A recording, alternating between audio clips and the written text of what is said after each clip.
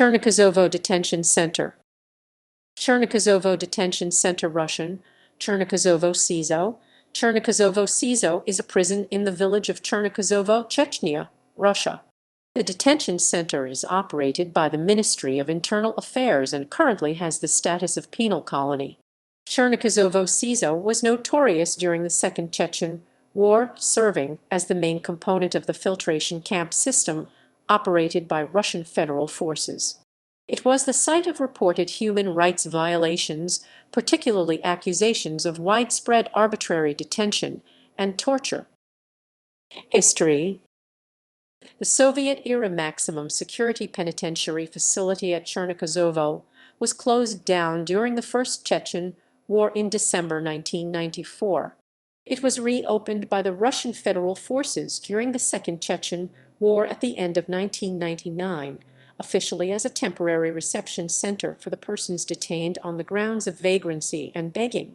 In fact, it served as an unofficial prison camp for captured separatist fighters, as well as one of at least 4 main filtration camps or filtration points for male and female civilians, including children who were either arbitrarily detained as suspicious persons at hundreds of checkpoints or just non-cil. According to official figures, about 10,000 people passed through the reception center at Chernokozovo. Among the prisoners was also the RFE/RL journalist Andrei Babitsky, kidnapped by Russian federal forces in Chechnya, who in a statement for the United States House of Representatives said, "Everything that we read about concentration camps of the Stalin period, all that we know about the German camps, all this is present there." In February 2000, a number of prisoners died from abuse or have disappeared without trace.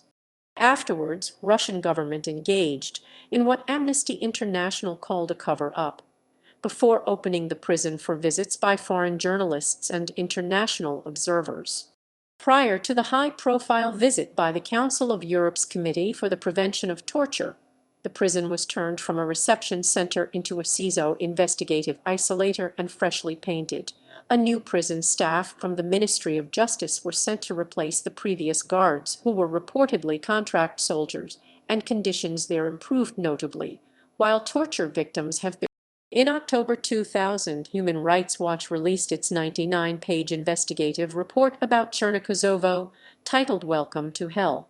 Since 2005, Chernokozovo Detention Center's status is of a penal colony for convicts, run by Interior Ministry forces of the local government led by Ramzan Kadyrov.